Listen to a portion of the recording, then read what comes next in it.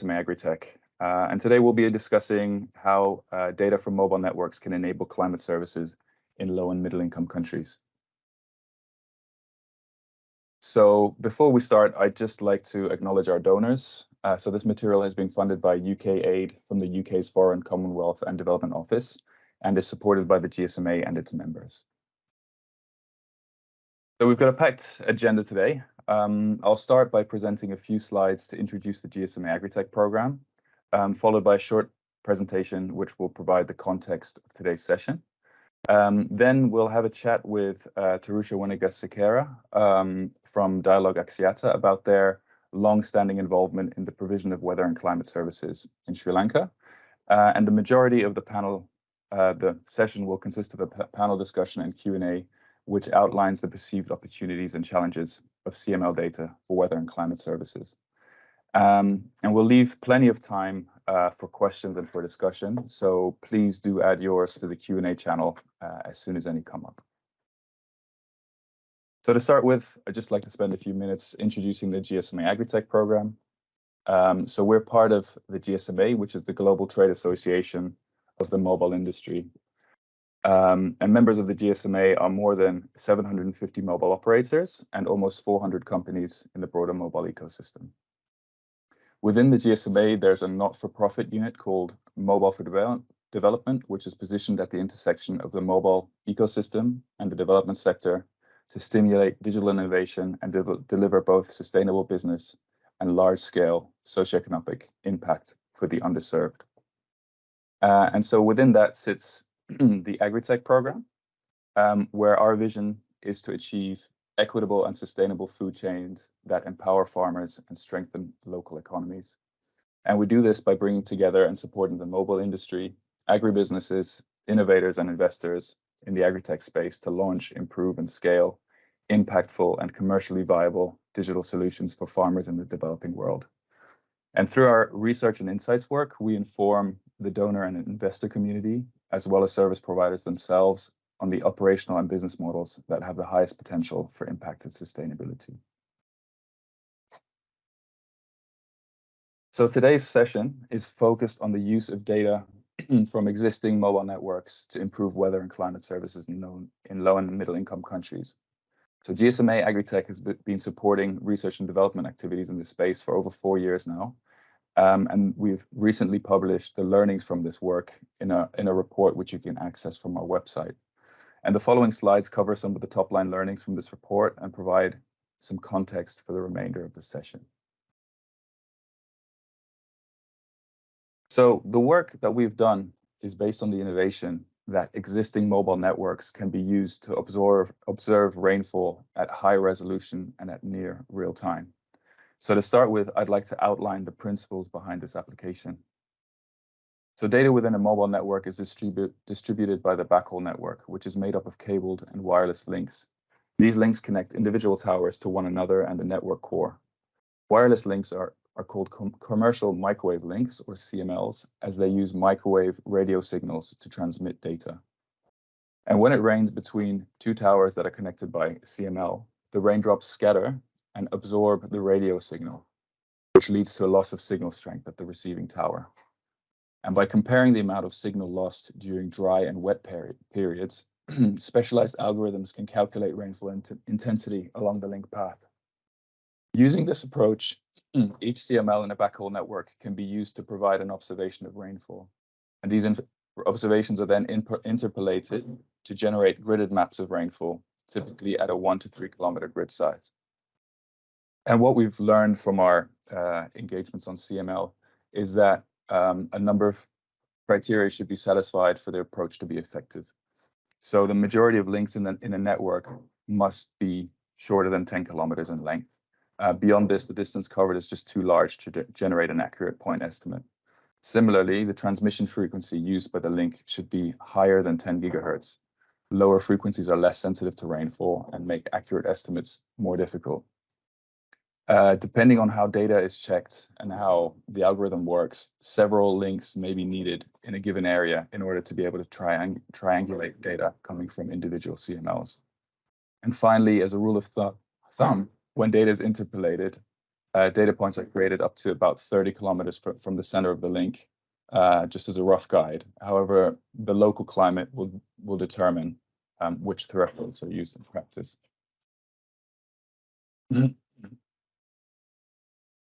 So GSMA Agritech has been working with mobile operators and a consortium of technical partners to apply and test these principles in low and middle income countries. So on the slide, you can see the markets we've been working in. And for each market, we're showing the CML network and weather stations that were available for the study. And the main objective of these studies were to access CML data from the mobile networks and make it available for rainfall observation. Was to convert CML data into rainfall data and compare this to reference data sources, such as weather stations and satellite data, in order to validate and optimize the algorithms that are used for rainfall observation. And finally, we were also identifying potential use cases that would maximize the value add from these CML rainfall observations. And these studies have yielded some of the most extensive sets of CML and reference data collected in low and middle income countries today. And learnings from the studies have been published in peer-reviewed articles and are covered in our recent GSMA report. So the use of CML data can greatly increase the amount of rainfall observations available in low and middle income countries where weather radar is generally not available. So the density of weather stations in low and middle income countries is well below the minimum amount recommended by the World Meteorological Organization. So for example, it's on about 8 times lower in sub-Saharan Africa. In comparison, mobile networks have expanded rapidly to cover about 94% of the general population and 88% of the rural population in low and middle income countries. And as a result, the number of CMLs available for rainfall observation is exponentially higher than the available weather stations. So to put this in numbers, on the left of the slide, you can see a comparison of the data points available from weather stations to CMLs from the GSMA studies. So in Nigeria, for example, 42 weather stations were available through the Meteorological Agency and TAHMO, yet about 19,000 CMLs can be used for observation in MTN Nigeria's CML network. Satellite sources, on the other hand, can provide global coverage, but are still relatively lacking in terms of resolution and accuracy. So the Global Precipitation Measurement Mission is a collaboration co-led by NASA and the Japanese Aeronautical Exploration Agency to generate and disseminate global precipitation products. Where possible, the data is provided as calibrated using ground-level observations to improve accuracy, which makes it one of the more accurate and reliable satellite precipitation products. However, the resolution it provides is still relatively low at about 10 by 10 kilometer pixel size and a time resolution of about 30 minutes. In comparison, CML data can be interpolated on a grid of about 2 by 2 kilometers, and data is available every 15 minutes or more. And to illustrate what these differences in resolution look like in practice, I'll show you some animations of a rainfall event over Lagos as observed by satellite data from the GPM mission and as observed by CML data from MTN Nigeria's mobile network. So here you can now see the GPM mission data, which was captured at the 10-kilometer grid, a 30-minute refresh rate. And as you can see, it provides quite a coarse representation of rain passing over Lagos with relatively little differentiation in terms of intensity or kind of boundaries. If you now look at the same event using CML data, you can see much more detail. So the increased resolution allows you to much better see the borders of the event, how it moves across the city, and you can identify those areas hit by the most intense rainfall. And this data is much more in line with the type of data that you'd be provided by weather radar, and we hope it will enable similar kind of innovations and services. So how accurate is CML data for rainfall observation? A number of studies have sought to answer this question. And in high-income countries where weather radar data is available, it provides an extensive data set that can be used to validate CML observations and compare it to other available data sources. And studies conducted in the Netherlands and Germany have shown that CML rainfall maps marginally outperform those based on rain gauges, but provide a similar accuracy. But when compared to satellite data, CML rainfall observations significantly outperform what is currently available. They've also shown that higher CML network densities are not necessary to improve the accuracy of observations, but can improve reliability. Studies in low and middle income countries are often hampered by the limitations in ground level data that the CML approach is trying to address. However, the results of the GSMA supported activities, which use weather station data as a reference, have yielded some valuable insights. Across the 3 study countries, results did vary significantly. So Sri Lanka showed a high correlation of CMLs to weather station data across the country, which indicates a high level of accuracy and that the algorithms and the approach was working well there. In Nigeria, on the other hand, there was performance varied across the climatic zones. So the wetter areas in the central and southern parts of the country yielded much better results than the drier areas in the north. This indicates that separate localized algorithms should probably be used for the different climatic zones to deal with these differences. In Papua New Guinea, we learned a lot about how network topology can affect kind of the ability to observe rainfall. And the network in PNG, which is characterized by very long, low frequency links in all but the most urban areas, meant that providing CML rainfall observations for the country was very problematic.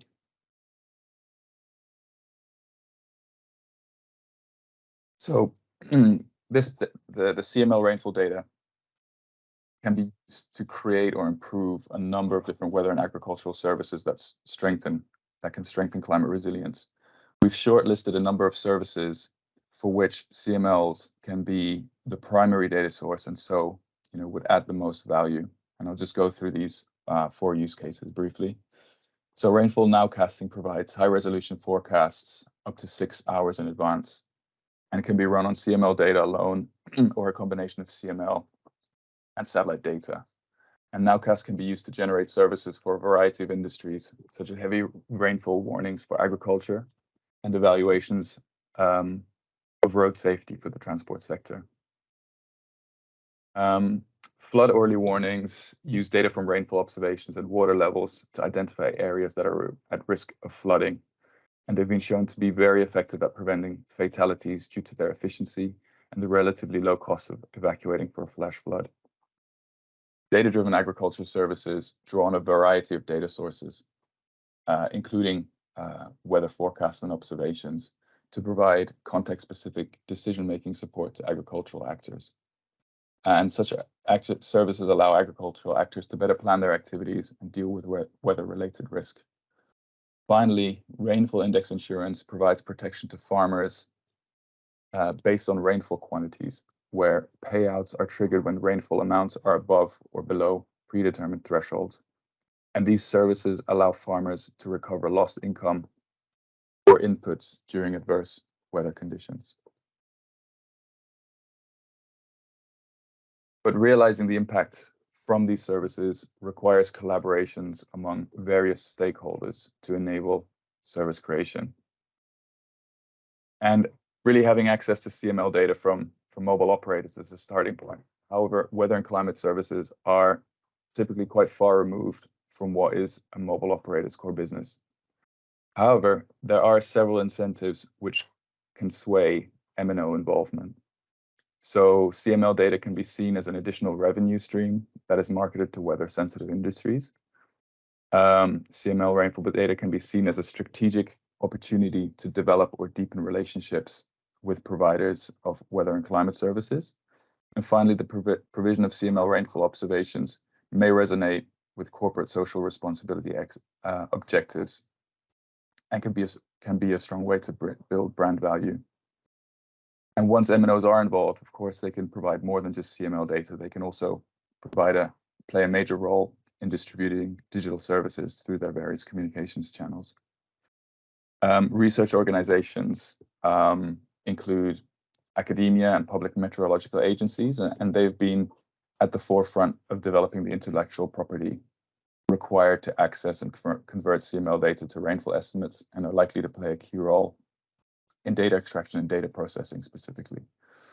And weather and climate service providers, both public and private, are needed to develop and run weather and climate services that integrate CML rainfall observations. And in our panel discussion later on, we'll be hearing from representatives from each of these groups, and we'll learn more about their perception of the opportunities and challenges to developing CML-enabled services in low and middle income countries. But first, we'll hear from Dialog Axiata Sri Lanka. So this is a mobile operator that has engaged in weather and climate services and has a history of developing such services. And we'll learn a little bit more about their activities, why they decided to get involved in this field in the first place, and what impacts they have seen on their business. So for this, I'd like to introduce Tharusha Wanigasekera, who is Assistant Manager for Sustainable Innovation at Dialog. And he's also been working closely with us on the CML project, and will be joining the panel discussion later to share his experiences there also. So welcome, Tharusha. Great to have you on the call, and thanks for joining. Hi. Hi. So just to start off with, could you just outline which weather and climate services Dialog provides and has worked on over the past years? Yeah, so Dialog in terms of sustainability and climate, also in terms of what we have done with the early warning systems, the major projects that I would say is Sairu, Vayu, and Dune. Just a brief introduction about the project. Sairu is a early warning weather alert system for neighborhood fishermen, because the right information at the right time for them can save their lives. So that is basically what Sairu is. And Vayu is an air quality monitoring platform, which we started back in recently as well, to cover the air quality around the country, make sure we create a national grid so that we can give information. In terms of Dune, we are working with the National Disaster Management Center to disseminate. We are providing them a platform to disseminate the disaster information to the first responders and also to the public in terms of what we are doing. So also, I would like to mention the Govi Mithuru project. This is not a major project. Govi Mithuru is a project that is for agriculture advisory, right? So we have about 700,000 farmers. We are working with the Met Department. So when we have the data about weather, we can disseminate this information in time so that they can take action to save their crops. So this is some of the projects in terms of what we have done in terms of climate services as well as weather. Thanks a lot, Tharusha. So quite a few services there around kind of disaster early warnings, weather information for fishermen, and also weather information for agricultural actors. What were the motivations for Dialog to start these various initiatives? Yeah, the main motivation would be vision itself, basically using our multi-sensory technology to enhance and enrich Sri Lankan lives and enterprises. So we have always looked up to our technology, and we believe that our technology is life enhancing, and how we can make it even more so. So that would be the major motivation. And also in terms of the Dialog's commitments to our SDGs, we have recognized 5 SDGs that in terms of our strengths, what we can focus on, that those being no poverty, quality education, gender equality, industry innovation and infrastructure, and climate action. So these are the main SDGs that we focus on. We try to contribute to others as well, but these are the 5 main SDGs that we focus on. And in terms of Dune, one of the earlier projects that I would like to mention, it started off with tsunami. We recognize technology can make a difference. We talked to the disaster management center and created a early warning system in terms of the first responders as well as the general public. So also, the stakeholders that we work on, our customers, knowing the accurate information at the right time is very important. Let's say in terms of a fisherman, it is immediate or high impact because it can save their life, as well as for farmers, it is a difference of saving their entire harvest. Great, thanks. So it sounds like there's been kind of a strong recognition within Dialog that you have the potential to create a strong impact for your customer base, and there's a strong desire to actually realize that and provide that kind of value. So that's really great to hear. Can you just talk a little bit about the partnerships behind these services and kind of what are the different roles that the different partners take? Yeah, the main partners that we work on with is the Met Department, the National Building Research Organization, who is actually the mandated national organization to take action upon air quality. Then the Disaster Management Center, of course, they are the first, the main authority to disseminate information about any disaster to all the first responders and the general public. So these are the main partners. But in terms of us, Dialog, our network covers 98% of the population, and two-thirds of the population is registered in one or more of our services.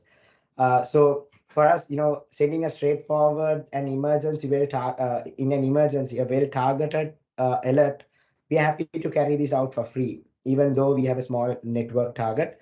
Network cost. But Dialog is not mandated. Dialog is not the mandated authority to do so, or we don't have the credibility to disseminate this information. And of course, the public safety and the public panic problem is also there. That's why we work with these mandated authorities so that in time we can send these targeted messages to the public who actually need it. So in terms of what the partnerships, even though the government is mandated or tries to do these services for free, we yeah, we have a network cost. We might have to compromise where we have to tell them, okay, giving it for free for a long time, it is not sustainable. So we might have to come up with the same model to achieve the goal with the minimal cost to make the service cost neutral. I think the major one of the big examples would be Goimitru, because it's 1 rupee per day, basically 30 rupees per month, which has created immense value. When we started it, the government itself, we tried to do it free, but then we said, okay, no, we have to charge it, and then now it's actually a great product. I think we have helped so many farmers. Thanks so much. So yeah, what I understand is that your Dialog is actually acting as kind of a distribution channel, leveraging your massive customer base and your digital channels to be able to support public agencies that are putting out this critical information to actually be able to do so very efficiently and reach the population that they're targeting, which is really interesting and a great example of kind of a public-private partnership, I guess. You also started talking about kind of some of the business model issues.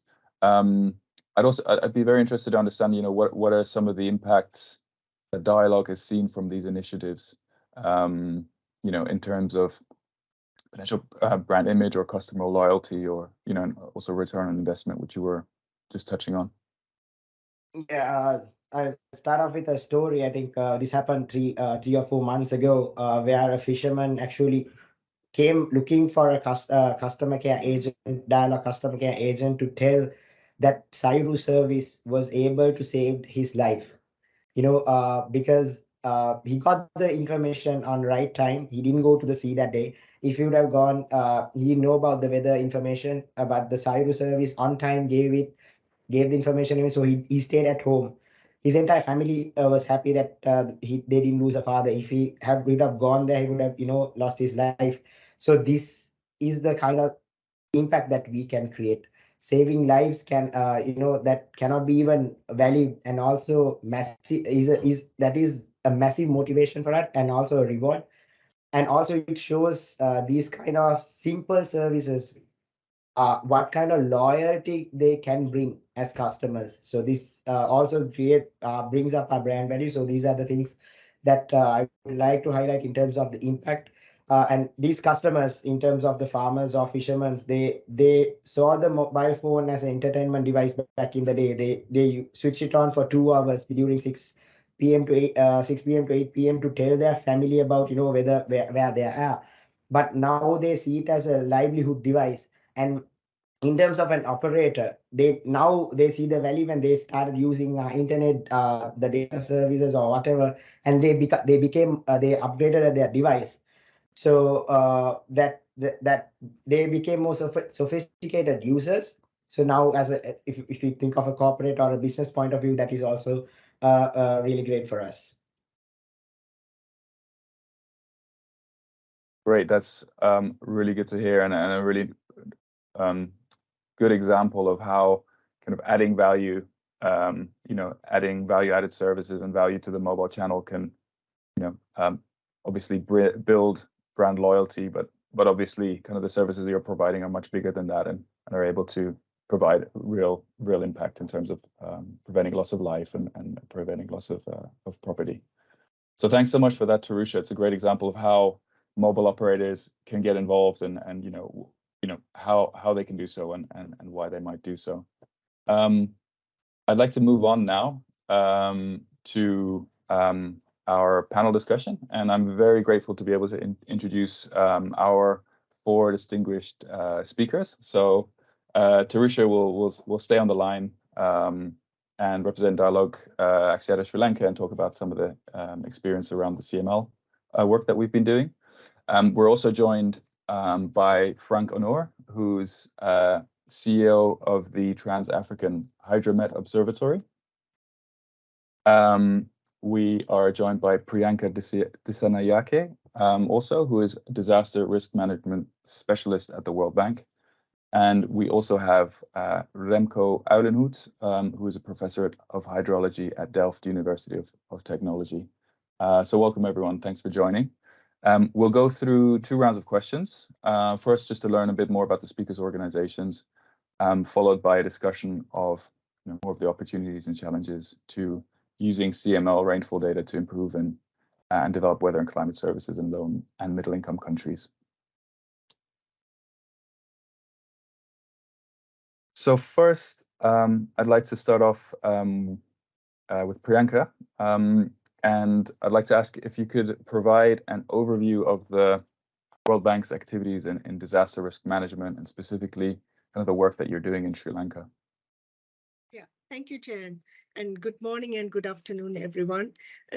So I'm based in World Bank Sri Lanka office and part of the South Asia Climate Change and Disaster Risk Management Unit.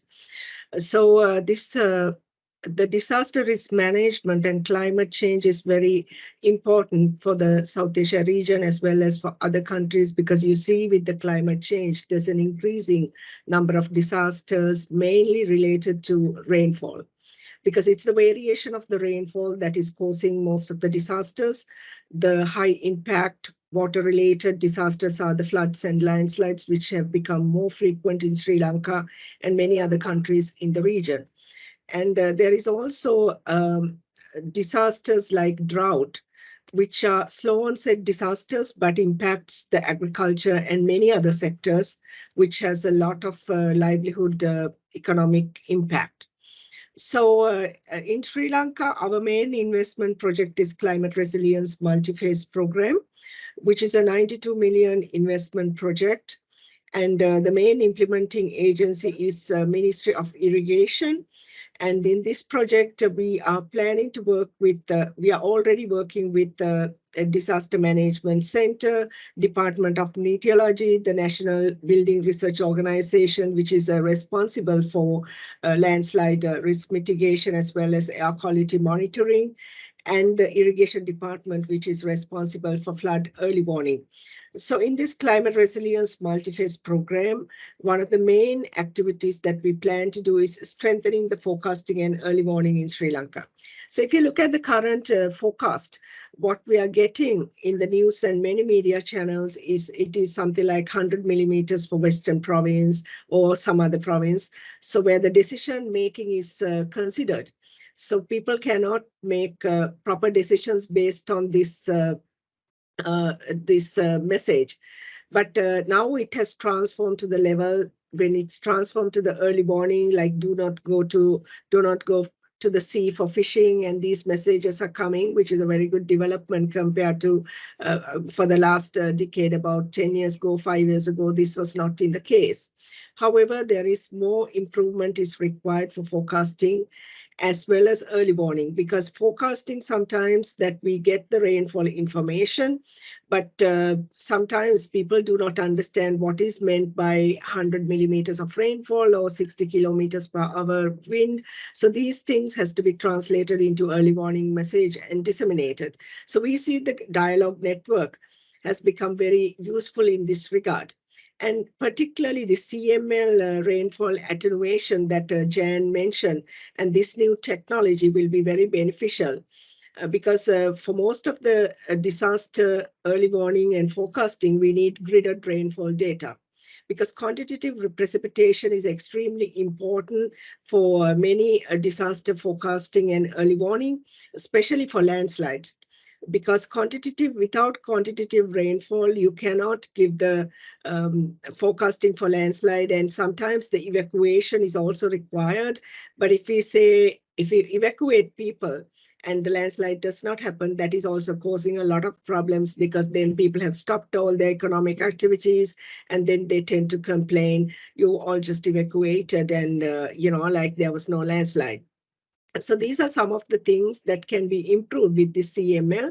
And the other thing I see there's a huge potential is for the, I would say, lowering the cost of rainfall data acquiring.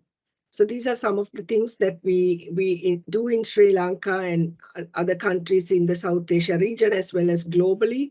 And Jan also mentioned the rainfall index, the weather index insurance, which are also important for disaster risk management and climate resilience. Over to you, Jan, with this background. Thank you. Thanks a lot, Priyanka, and yeah, great to hear that you guys are working on mitigating climate risk from a number of different services. You mentioned that you're working together with a lot of the kind of public agencies within Sri Lanka, and I'm very curious to hear more about kind of what are the main challenges that public agencies face when setting up and improving effective services to manage climate risk.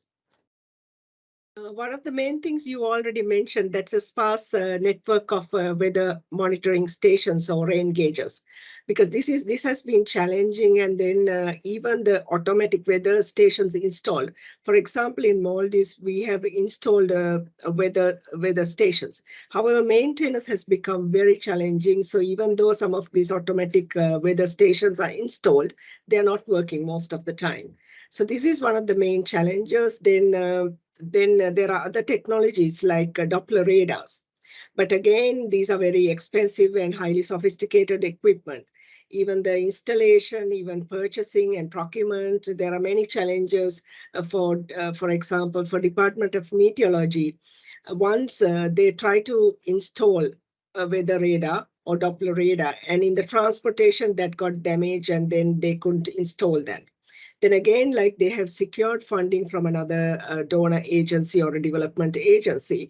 However, currently, initially they were told that they would get 2, but now they are getting only 1. So there are many gaps in rainfall, monitoring. And this gridded rainfall, without gridded rainfall, they cannot make improvements to forecasting and early warning, and sometimes even for modeling, because modeling is also required for the climate services, because climate change is happening over a long period of time. So this modeling is also important to understand what the future impacts are. So over to you, Jen. Thank you.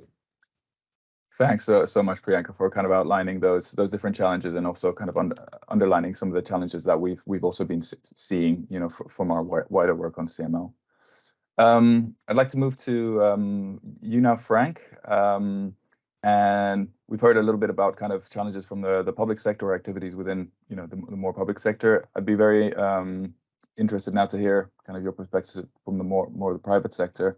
And just to start off with, could you provide a short description of some of the key activities of TAHMO for those who are not familiar with your organization? Yeah, thanks, Jan. Maybe I would follow up from where Priyanka ended, that we really need multi-source of data, you know, for us to understand better our climate and for us to develop services based on these. And whatever systems we have to think about cost effectiveness and sustainability. And TAHMO actually was born out of frustration of two professors. Of course, Remko is also one of the professors that is supporting the TAHMO because they just didn't have data to calibrate their models, and they thought that this had to change.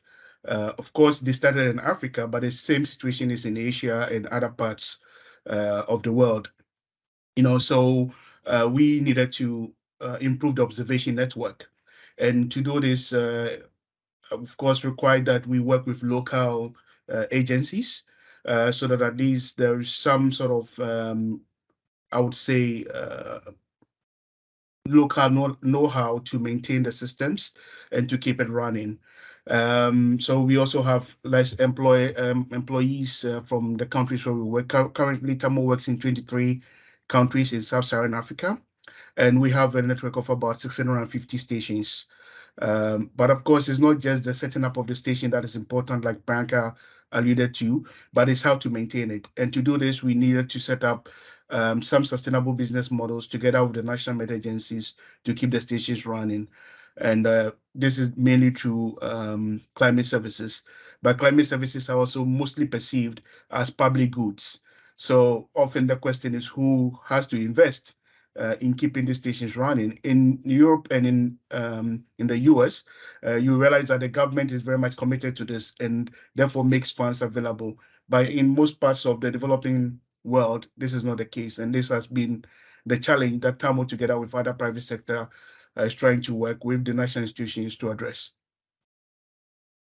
Great, thanks a lot. So you've mentioned there kind of one of the challenges that you're facing currently in terms of, you know, setting up sustainable, you know, weather observation networks, and also providing weather and climate services sustainably. Are there, you know, is this the main challenges, or are there other challenges you also encounter in developing and scaling weather and climate services in low and middle income countries? I would say that these are the main challenges. The fact that climate services are public goods, and therefore people are not willing to pay for this. Of course, people will pay for things that they value. And sometimes you come up with a chicken and egg issue that should the governments invest more so that we have much more reliable products for people to value it, and then people will be willing to pay? Or should people show what they can do with the limited data that they have, so that can attract interest from government to support, and for people to say, yeah, okay, yeah, this is something that we really want, and therefore we can push the government to do this. And it has to come to a situation whereby climate services become a political discussion. You know, there has to be some commitments, and people need to be held accountable. Otherwise, we'll keep going in circles. For more than 5 decades, we've been trying to battle this issue, and we've not really gone far. So I would say this is the main issue that we need. And also the understanding that we need a mixture of data, or various sources of data. As I said, models, satellites, CML data sets, radar, all these are needed for us to have a much more hyper-local, high-resolution, good temporal resolution graded data sets that can be used for these climate services. And these are challenging. Great, thanks a lot. That's really useful for setting some of the context for the environment that we're operating in. So thank you very much for that. I'd like to move on now to Remko and talk a little bit more specifically about kind of CML and kind of some of the technical challenges there. So just to start off, Remko, could you provide an overview of the work that you've been doing on CML and specifically what kind of goals are you working towards as researchers? Yeah, thank you very much, Jan, and congratulations to Tharusha and his colleagues at Dialog, and of course you, Jan, and your colleagues at GSMA for making this endeavor possible. Really happy to contribute to the discussion. We've been involved in this endeavor of trying to, let's say, opportunistically, in the positive sense of the word, use commercial microwave link data for environmental monitoring, particularly rainfall monitoring, for nearly 2 decades now. It's been more than 15 years, I guess, since the first scientific publications were put out by our colleagues at Tel Aviv University and ourselves on this particular issue.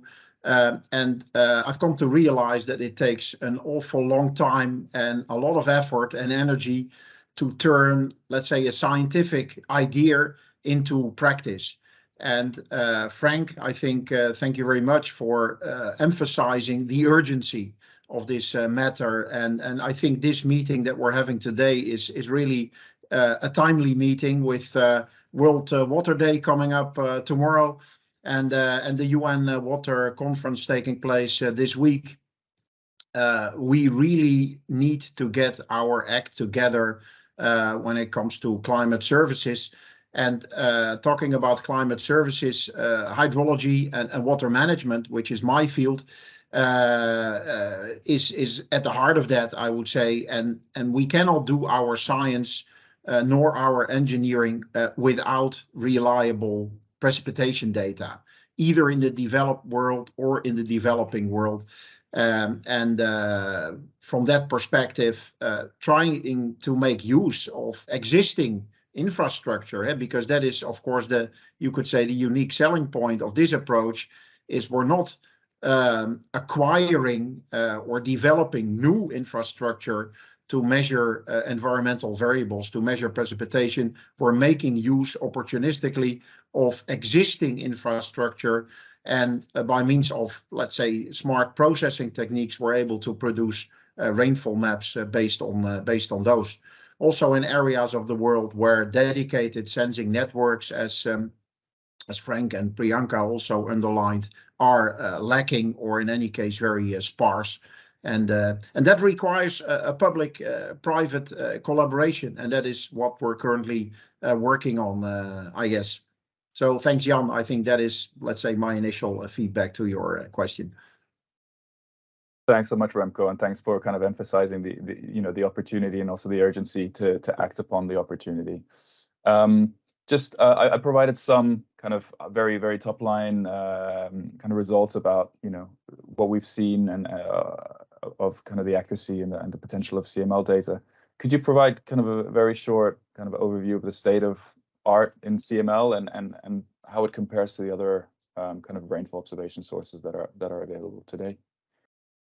Yeah, thank you very much. That is a very good question indeed. And the way we look at it is that rainfall data derived from networks of commercial microwave links should not be seen as a replacement of data from dedicated networks, such as those from rain gauges or weather radars, wherever they are present, or from satellites for that matter. They should be seen as complementary. A complementary source of information. And obviously, where dedicated sensing networks are sparse or absent, the infrastructure, the cellular infrastructure that we're all using to basically be able to connect our mobile devices can be employed for that purpose. Obviously, since the cellular network, the commercial microwave links, were not built for the purpose of measuring rainfall, let's say, there are some challenges in acquiring accurate and robust rainfall information from the data they produce. The way in which the data are produced is basically the following. In many operational cellular networks, there is a network management system that acquires received signal levels every so many minutes. And what we are doing is basically using the data that is stored operationally in the network management system and convert, as you explained very well, Jan, attenuations that the radio signals experience during their path, basically along their path from transmitter to receiver. We convert that to a rainfall rate. And in that sense, each individual microwave link can, in principle, be used as a path average rain gauge. And interpolating between the individual microwave links allows us to produce rainfall maps.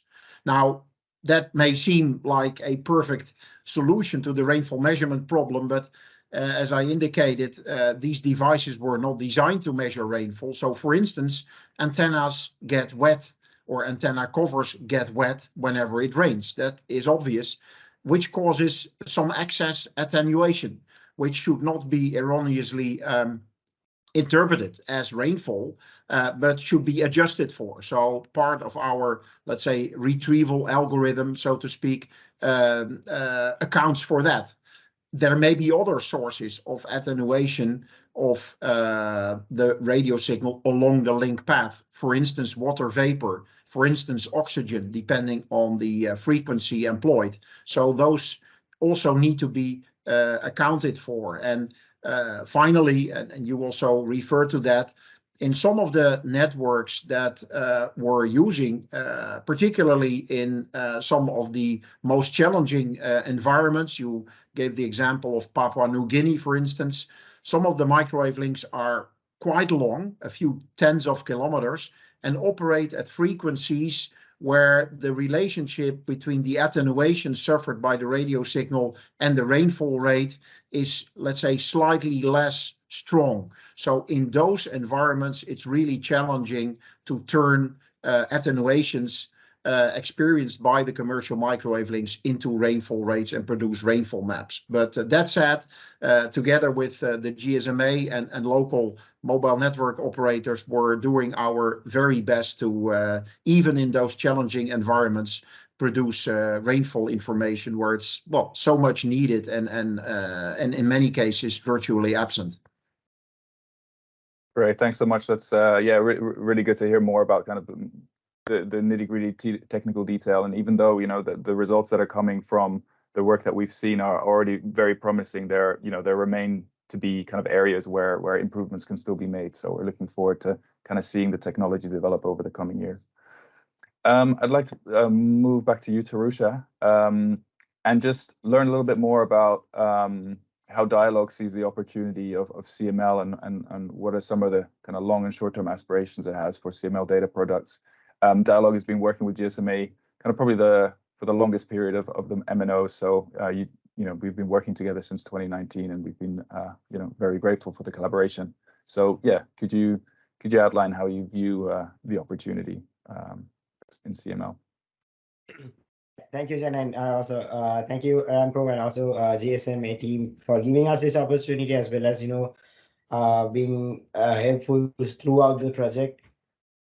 So in terms of the opportunities, we have a massive sensor network in place that we haven't even considered as sensors. That is a great additional usage for something that is already in place, right? So we are still trying to figure out where we can create more value out of this, but it will definitely help the current products as Dune in terms of as Remko and Priyanka said. So what we can predict rainfall and giving that information at the right time in terms of disaster. Also, a long shot that we have is index insurance in Sri Lanka in terms of our system. Definitely, we will be looking into this and how to get there we are still figuring out, as I said. So this is our long-term plans and opportunities in terms of CML. Great, thanks so much. So, resonating with what Frank and Priyanka have been talking about in terms of early warning systems, but then also this opportunity of using CML and index insurance, which, yeah, like you say, is probably a more longer term use case that you'll be exploring. And just from the perspective of an MNO, how has the experience been so far in terms of implementing CML data services? What have been kind of some of the main challenges and the enablers in the process? As I think Remko said, this equipment were not, they were the data, the devices we work with is not designed for this, the use case, right? So extracting data out of this, initially we have to do it manually. So that was to start off somewhere. That was the best option at that point. And in terms of these data are also considered as very sensitive, and working with different vendors across borders, we had a lot of challenges in terms of our data security and the sensitive data that we've been sharing. That has been, figuring those out, working with them, finding out ways was also challenging. And after the initial research, we have to automate the data collection, then putting everything on a cloud, with the challenges with coming with the new data security concerns was also figured out. It took a long time for us to figure out, because internally we have our own standards as a governance process to make sure that our network and our customer data is secured. So figuring out these things, how to work around with this new data and new system was quite challenging, but we got through and happy to be here. Thanks so much, Tharusha. So yeah, as you say, you're using existing network infrastructure, but it's all of a sudden it's being used for this very different task. So there's both work that needs to be done on the technical side in terms of mobilizing the resources to be able to capture this data effectively, and then also on some of the more compliance aspects need to be dealt with in terms of being able to share this data with external third parties. So thanks for illustrating those points. I'd just like to just remind the audience to please, keep the questions coming, post them in the chat channel, the Q&A channel, as soon as any questions come up. I'd like to go back to Priyanka now, and just get a little bit more of an idea of where you see the benefits of CML data, specifically for public weather services, and what would it enable above what is currently being done? Yeah, thank you, Tharusha, for that explanation. And I see a lot of potential because currently with the sparse network, the Disaster Management Center, the Meteorology Department, the National Building Research Organization also has some network of weather stations or rain gauges. So they're struggling a bit to find the gridded rainfall data. So which is the one, if Dialog and the CML can provide this data, it will enhance the forecast significantly, because the gridded data, with the gridded data only, that they can give a quantitative precipitation. So if they have the quantitative precipitation, they can certainly improve the forecasting, and then they can give the early warning accordingly in a timely manner. Because in terms of early warning, there are very short lead times. For example, for something like a landslide, the lead time is very small because it can be hours. And for some flash floods also, the lead time, or how much time is there for us to improve this rainfall, is very limited. So in this context, if we have the gridded rainfall data, the forecast can be significantly improved. So other than that, the climate change modeling is also very much required. And for the modeling, long-term rainfall is very much required. And this long-term rainfall, it has to be in a gridded format. As you correctly said, the resolution has to be very high. So if it can complementary with the other weather station data, as well as the other data sources, which are monitoring using satellite data. So this complementarity will definitely help to get rid of the data gaps. And then they have the full coverage data.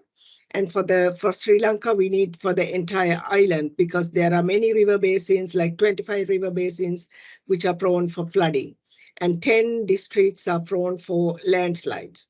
And it's an agricultural economy, and there are many agricultural areas.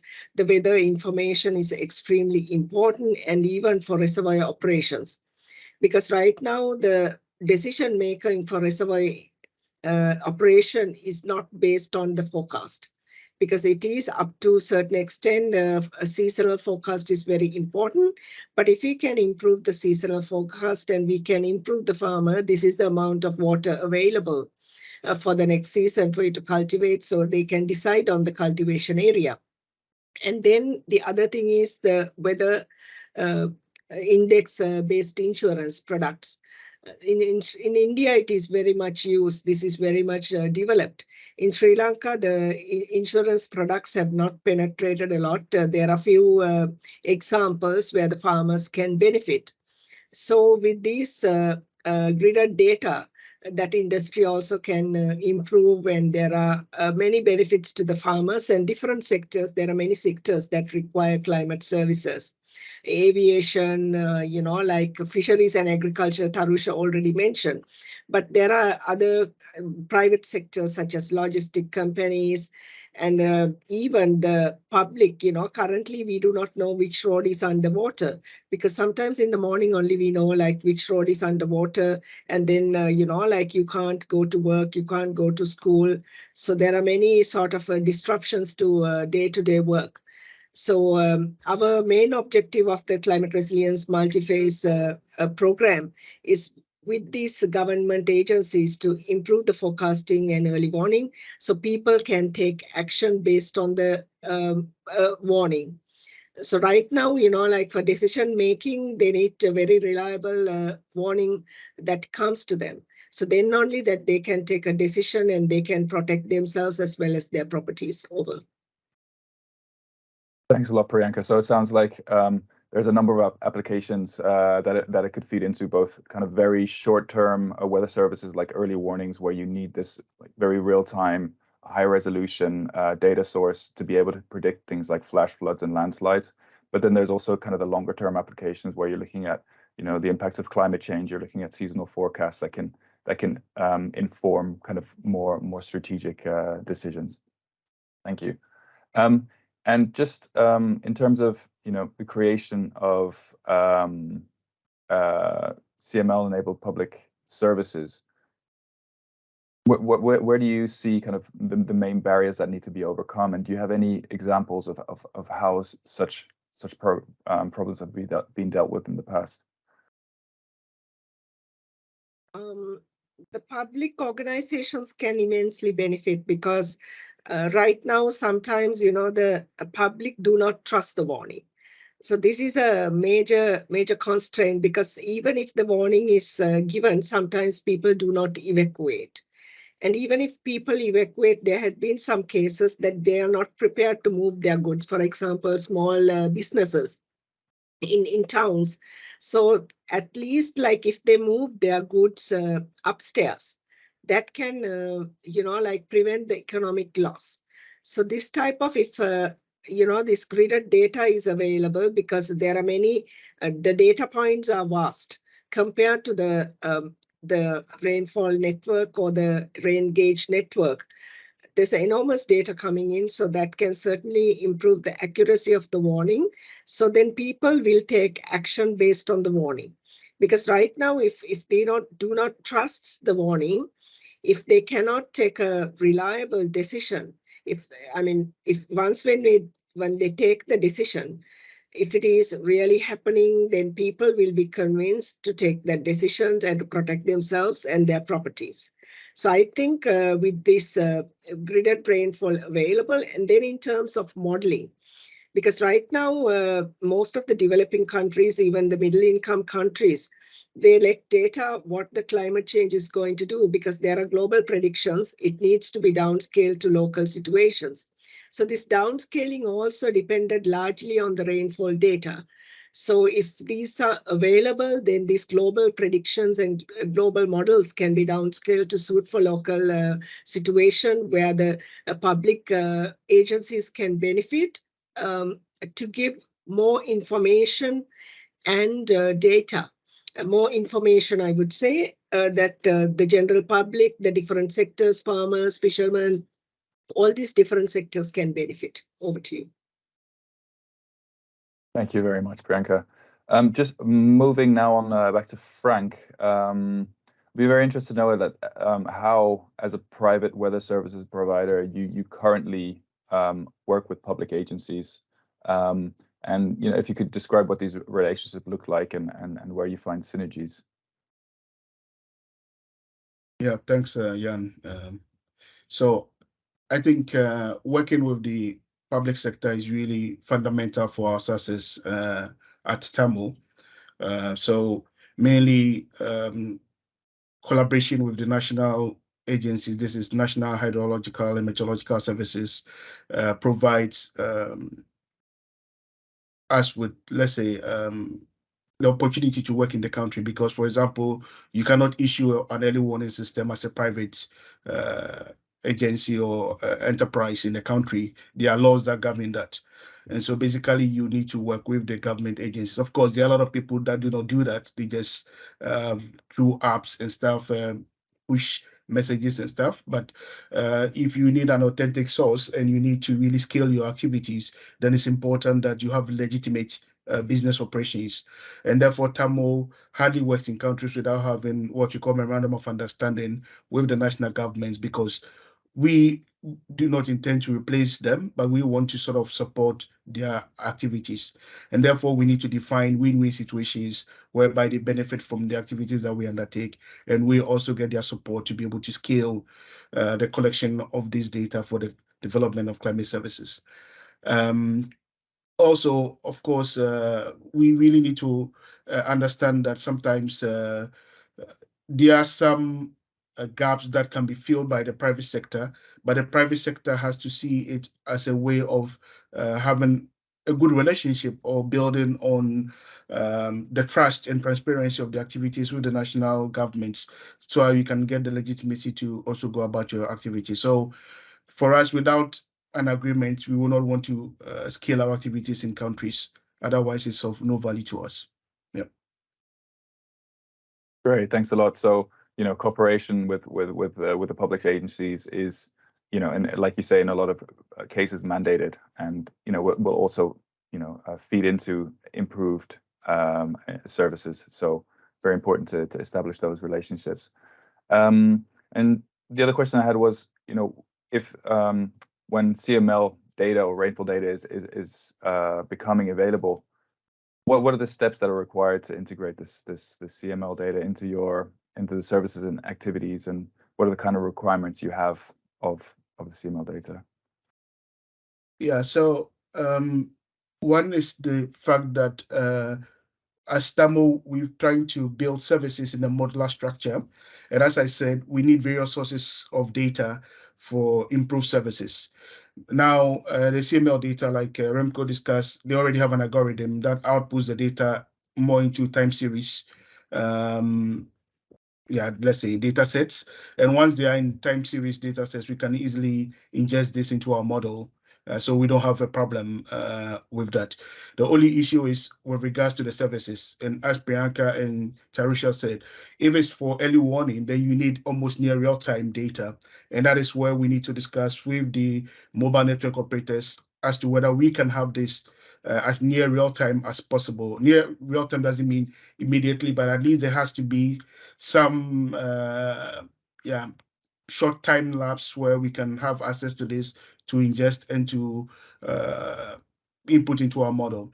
But if it's for insurance, insurance is more for reanalysis. So once we have the data later on, we can do the reanalysis so that we can have a better graded data sets, so the right people are paid and the wrong people are not paid, and that is also the trust issue that Priyanka talked about, that people do not have the trust in the product because they are not very localized. And if they are not localized, then people have issues in transparency and trust, and then therefore they will not subscribe to it. So I would say that if it is for insurance, I think then we don't really worry too much about it, because currently what is set up is good, and we can use this data as an additional source to provide the reanalysis data for that. But it's for flood early warning, I think there's still a lot of discussions that we need to see how soon we can have this data. So maybe Tharusha, Remko could also maybe contribute towards this. Yeah. Thanks, Frank. So real time is key for those very short-term services. For insurance, that's less of a case, but I guess for insurance, obviously accuracy and reliability is a massive factor. So I guess in those cases, historic data, longitudinal time series are very important for services to be able to calibrate their thresholds properly and develop their actuarial models. Remko, moving back to you, I would just as a researcher, what kind of developments or activities would support your work and enable your work and enable you to do research that perhaps you're not able to do currently? Yeah, thank you very much, Jan. Again, an excellent question. Looking back at the past 2 decades, we started out with just a few microwave links, of which the data were provided us by basically collegial collaboration with one of the mobile network operators in the Netherlands. It took us basically a decade, and other researchers in other countries as well, to produce, based on the data from one mobile network operator, a countrywide map for the Netherlands in our case, because that's where we're based. And it basically took yet another decade to produce the first rainfall maps for a country in, let's say, the global south. In this case, Sri Lanka, and later on Nigeria, and also Papua New Guinea. And this would not have been possible without a collaboration with the local mobile network operators, with GSMA notably, also with local meteorological services, who provide us with data from their dedicated networks to basically validate the rainfall estimates that we obtain from the commercial microwave links.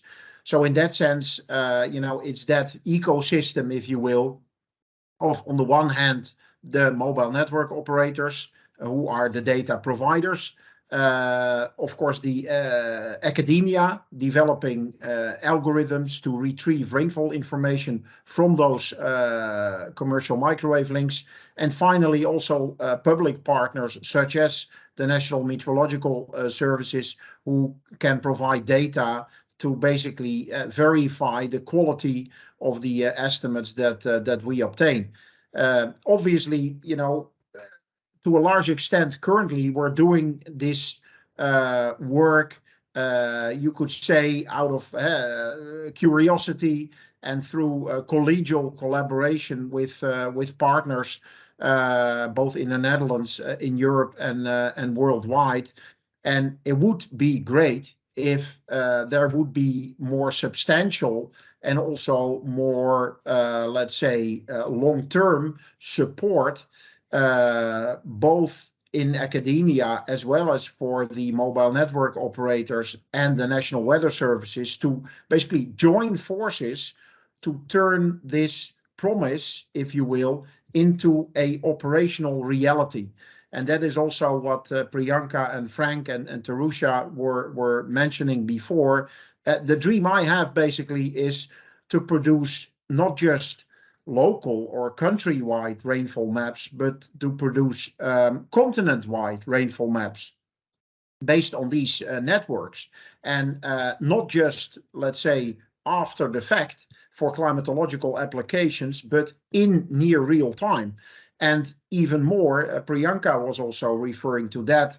If you want to use those data for early warning of floods or other natural hazards, such as landslides, the data need to be available in near real time in order to produce those short-term forecasts. And that in principle, this is possible. We have been able to show through our own academic research, but it would be great if we would have an operational system that would, produce these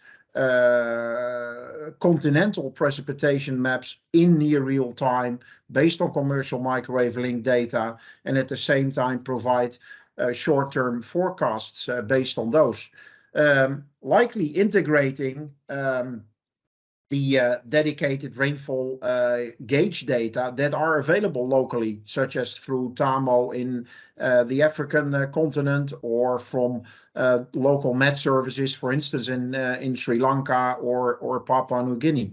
In that sense, and that's my final part of the response, I also applaud, if you will, the support that we're getting from the World Meteorological Organization and the International Telecommunication Union, who, for instance, a week ago to the date today, organized a webinar where they also showcased this research on the use of let's say, opportunistic rainfall monitoring using commercial microwave links. So I think this indeed needs this international support going beyond the local or even the country scale.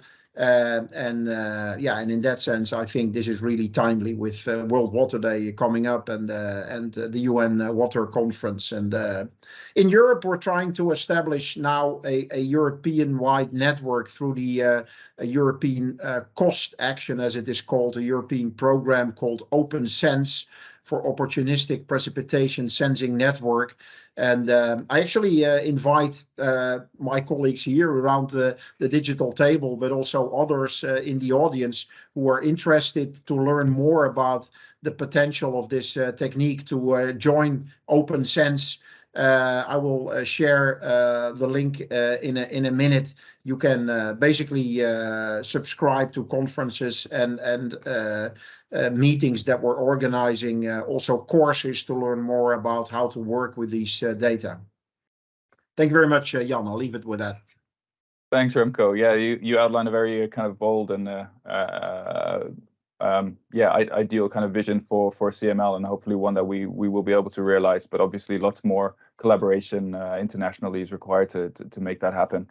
I'd just like to ask one last and brief question to Tharusha before opening up for audience questions, and that is, mobile operators are key to get involved and to be part of these initiatives in order to provide access to the CML data. What are the recommendations, or what are the kind of incentives that you see that are key for mobile operators to take part, and what is the kind of advice that you put out there for people that are looking to work with mobile operators and convince them of this opportunity? Yeah, I think CML would give you a lot of opportunities. Having data is, again, you can do a lot of things.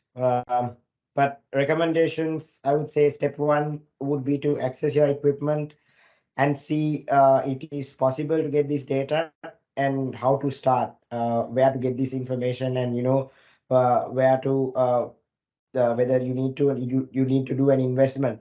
So basically, start off by inventorizing your equipment.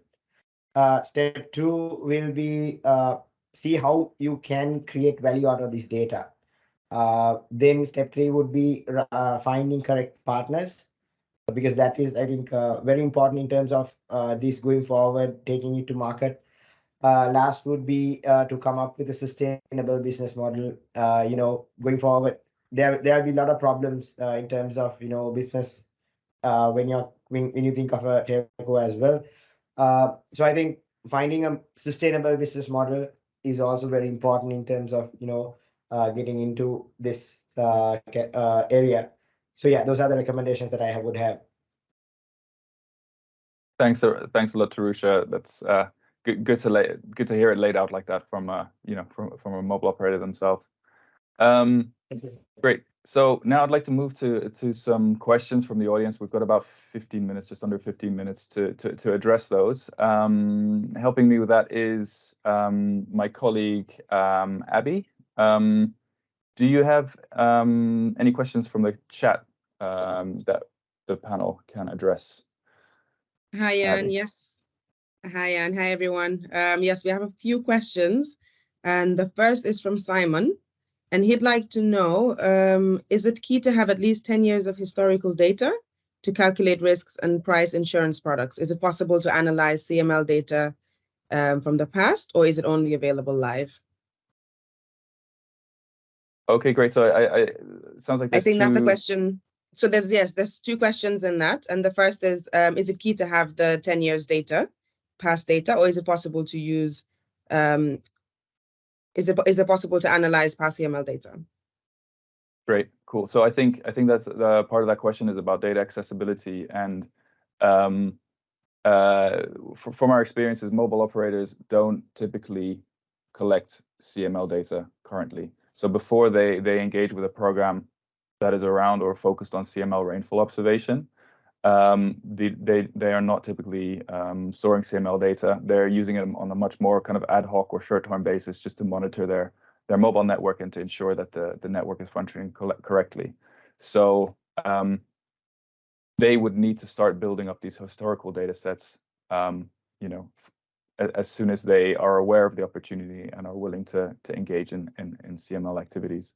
And regarding the question about the 10 years of historic data, perhaps, I'm not sure who's best to answer that, perhaps Frank or Tharusha would like to take that on? Maybe yes. So I can start and then maybe Tharusha can. Yeah, so 10 years is a good start, but even a longer time series is better. So I would say that. And also the notion that once you have, let's say, a long time series, you just end there is also very wrong, that you need to continuously improve on the data set for your parametric or index-based insurance. The reason is because the microclimates are changing a lot, and therefore you need to continuously have updated data. And that is also the opportunity that we get from CML and other data sources. Thanks so much, Frank. Thank you. Abby, back to you. Any other questions?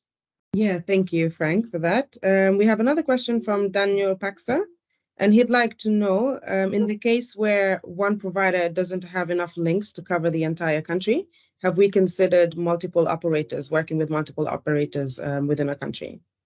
And I think that might be best responded to by Remko.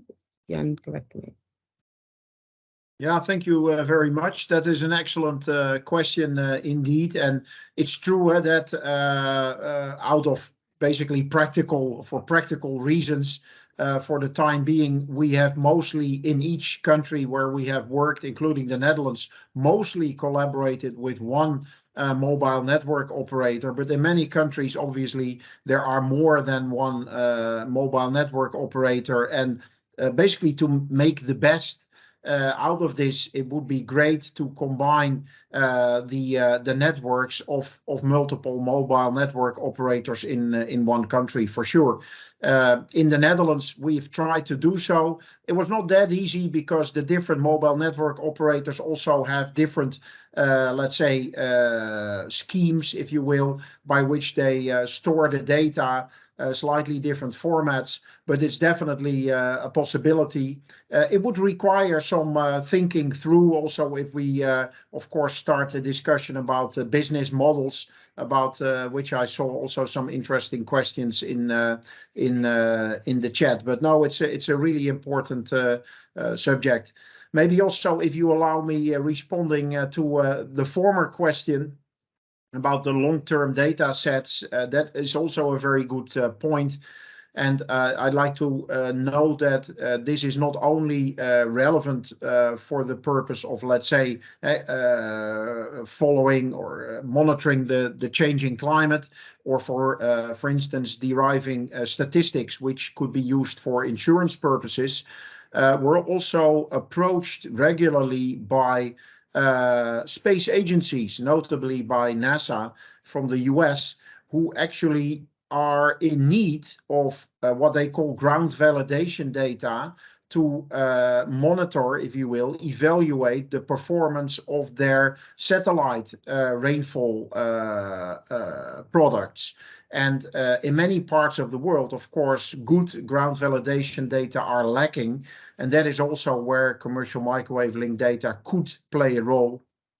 And eventually they could be combined even with the products of produced by space agencies to produce combined products, basically based on satellites as well as ground data from microwave links and from gauge networks wherever they are present.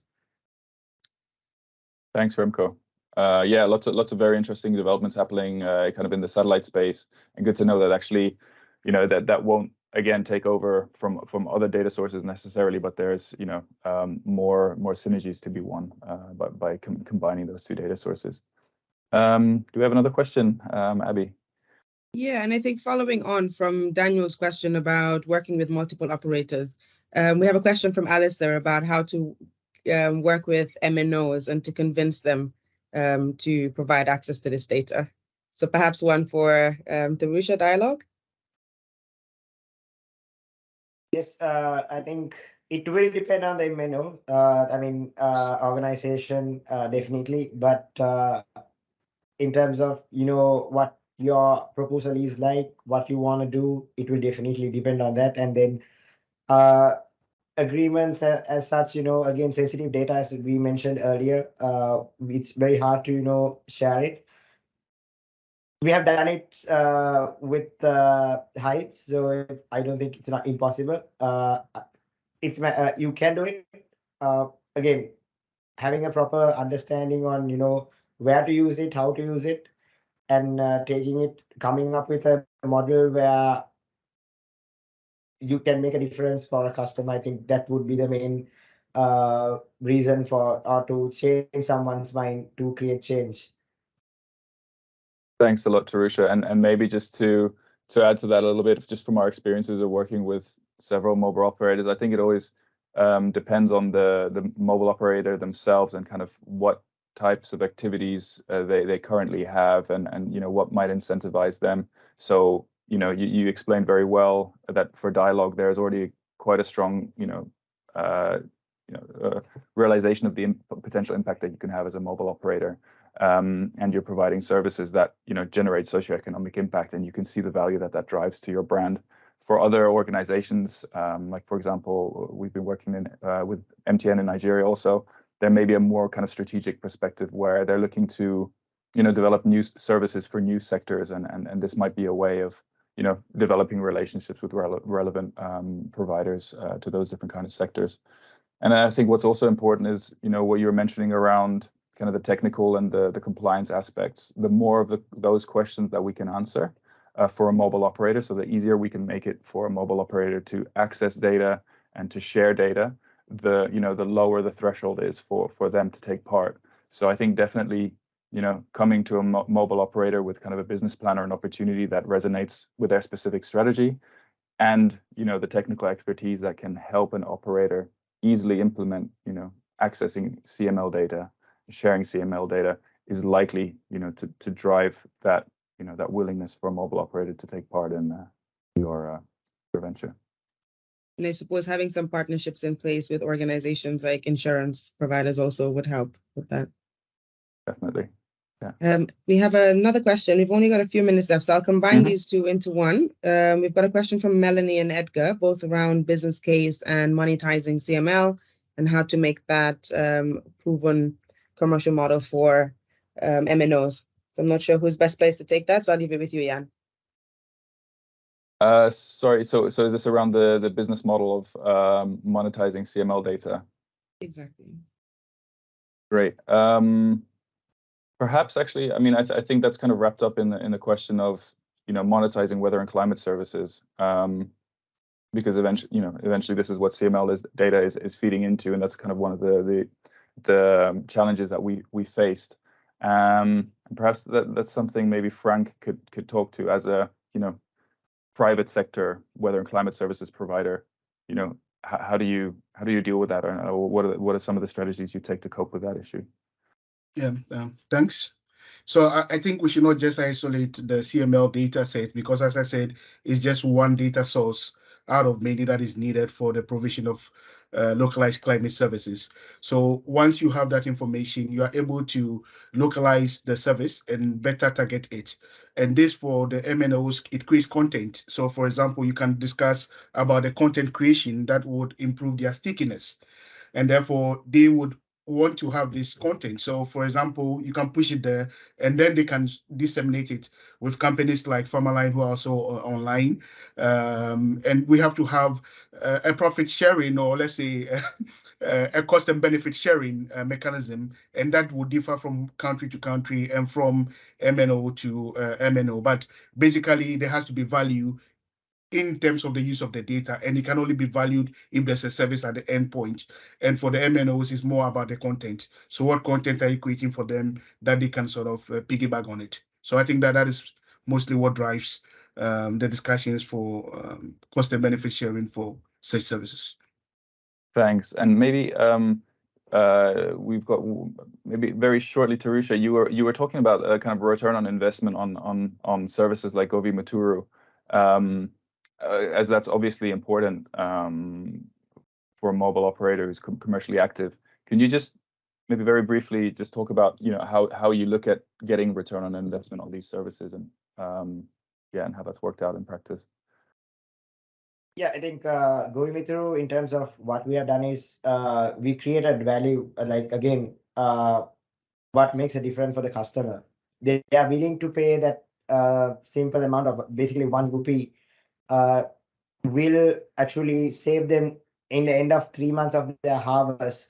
It will the value for it was the 30 rupees they spend a month, let's say 90 rupees in 3 months. The if something happens to their harvest, that is in maybe in millions or hundreds and thousands of rupees. So that is creating more value for them. So they will be willing to pay for it. So you can create in terms of find that spot where you can monetize it or create a business model around it. Let's say for an MNO, you have towers. You can let's say just this is something that we've been looking into. If we know there's a disaster going on, we can disseminate. If you are registered for this service, let's say you're spending 1 rupee per day, you can how many people are connected to this service in your network or the current tower. You can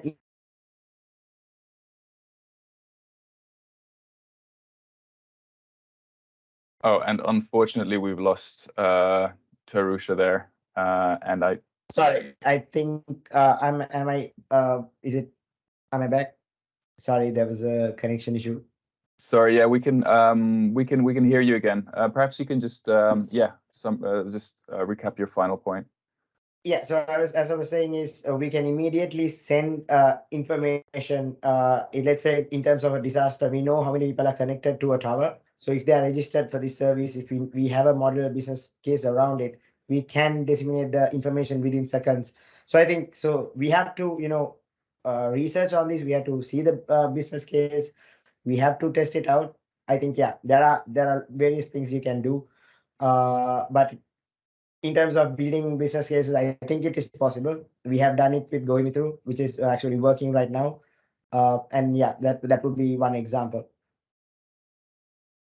Thanks so much. So it's really about kind of creating value through your services and being able to find ways of monetizing on that value by providing valuable and crucial services.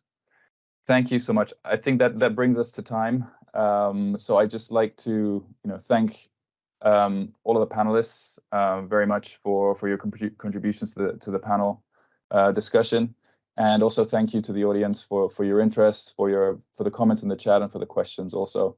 I'd just like to remind you that we have recently published our report that goes into a lot more detail around kind of the opportunity of CML, provides some results of the validation studies. It provides technical details about how CML enabled services can be developed, and also provides a number of case studies to illustrate practical applications. So we hope you find it useful.